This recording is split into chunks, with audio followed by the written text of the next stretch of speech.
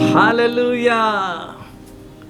महिमा के राजा प्रभु यीशु मसीह की स्तुति, तारीफ और प्रशंसा करते हुए फिर से एक बार ट्यूसडे की इस प्रार्थना में आपके साथ। आइए जल्दी से अपने अध्ययन को, क्रमवार अध्ययन को हम आगे बढ़ाएं। बी कॉशियस, सावधान रहें। किस बात के लिए?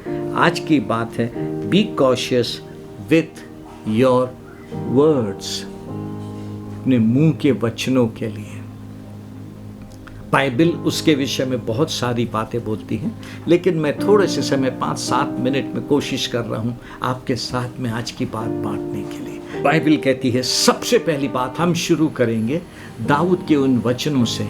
वो इतना ज़्यादा परमेश्वर को पहचान गया था ना, कि देखिए आप क्या बोलता है भजन संहिता 19 और उसकी आखिरी आयत 14वीं आयत में बोलता है, मेरे मुंह के वचन और मेरे हृदय का ध्यान तेरे सम्मुख ग्रहण योग्य हो।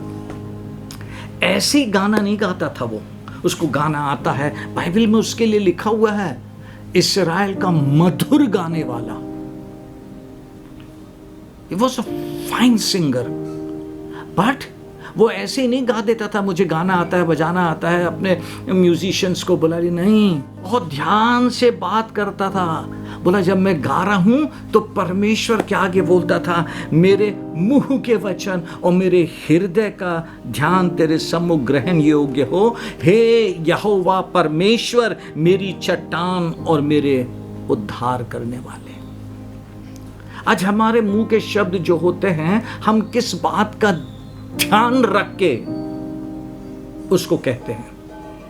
चाहे वो गीत गाना हो, आपस में बातचीत हो, वचन का प्रचार हो, कोई बात कन्वे करना हो, हम क्या ध्यान रख के करते हैं? दाऊद इतना सावधान, कॉशियस था। बोलता मेरे मुंह के वचन आपको ग्रहण योग्य हो। ऐसे ही मत करें कुछ भी। और आगे चलें, क्यों दाऊद ये बात कहता था, है ना? गो कि उसके बेटे ने ये बात लिखी, लेकिन दाऊद समझता था इन बातों को। लिखा हुआ है, बाइबल हमको बताती है, नीति वचन उसका 18वां अध्याय और उसकी 21वीं आयत में बाइबल कहती है, जीव के वश में मृत्यु और जीवन दोनों होते हैं, और जो उसे काम में लाना जानता है वह उसका फल भोगेगा। जीव के वश में है जीवन और मृत्यु। जीवन और मृत्यु जीव के वश में है। आपको इस बात को समझना है कि आपके जीभ में परमेश्वर ने जीवन और मृत्यु दोनों रखा है। आपके लिए भी, आपके परिवार के लिए भी, आपके साथ में काम करने वालों के लिए भी, आपके पड़ोस के लिए भी। और यदि आप अपने जीभ से जीवन की बातें निकालेंगे, जीवन की बात आपके पास लौट के आएगी। ध्यान से सुने, आज की बात को थोड़ी सी लंबी है, लेकिन मैं चाहता हूं आप ध्यान से आज की बात सुने। क्यों परमेश्वर चाहता है हम अपने वर्ड्स में, शब्दों में सावधान हुए? गिनती 22वां अध्याय में लिखा है, जब बालाक राजा ने बिलाम को बुलाया श्राप देने के लिए, तब देखिए क्या लिखा है। बालाक बिलाम से कहता है, इसलिए आ, उन लोगों को मेरे निमित्त शाप दे, क्योंकि वे मुझसे अधिक बलवंत हैं। तब संभव है कि हम उन पर जयवंत हों और हम सब उनको अपने देश से मारकर निकाल दें, क्योंकि यह मैं जानता हूं कि जिसको तू आशीर्वाद देता है वह धन्य होता, और जिसको तू श्राप देता है वह श्रापित होता है। बालाक राजा जानता था बिलाम परमेश्वर का जन है, उसके मुंह में, उसकी जीभ में सामर्थ है। आशीष की बात बोलेगा आशीष, श्राप की बात बोलेगा श्रापित। आगे सुने, 12वीं आयत में परमेश्वर आके दखलंदाजी करता है। बहुत ध्यान से चर्च। परमेश्वर ने बिलाम से कहा, तू इनके संग मत जा, उन लोगों को शाप मत दे, क्योंकि वे आशीष के भागी हो चुके हैं। Thank you Lord. आपका परिवार आशीष के भागी हो चुके हैं। अपने मुंह से कोई भी ऐसी बात नहीं निकालें जो परमेश्वर को पसंद नहीं है। आपसी गुस्से के कारण, आपसी मनमुटाव के कारण, परिवार में, चर्च में, कहीं पर भी अपने मुंह से कुछ भी ऐसी बातों को नहीं निकाले, किसी के लिए भी नहीं निकाले हैं, क्योंकि परमेश्वर ने बिलाम को मना किया। बालाक ने बुलाया था कि आ और इस्राएल को श्राप दे दे, तू श्राप देगा तो वो हार जाएंगे। परमेश्वर ने बोला बिलाम से कहा तू उनके संग मत जा, उन लोगों को शाप मत दे, क्योंकि वे आशीष के भागी हो चुके हैं। किसी ने आपको ठेस पहुंचाया, आपके मनपसंद बात नहीं कहा, आपके विरुद्ध में बात कहा, आप आग बबूला हो गए, क्रोध आ गया, सह लें। आपके मन के मुताबिक नहीं हुआ है, इसलिए आपके मुंह से गलत बात निकल रही है, परमेश्वर के नहीं।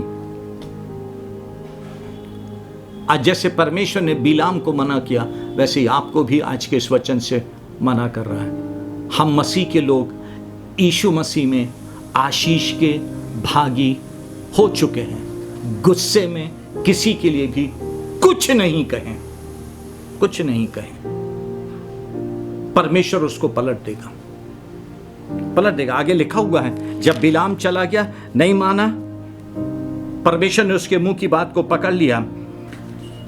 परंतु जिन्हें परमेश्वर ने शाप नहीं दिया, उन्हें मैं क्यों शाप दूं? और जिन्हें यहोवा ने धमकी नहीं दी, मैं उन्हें कैसे धमकी दूं?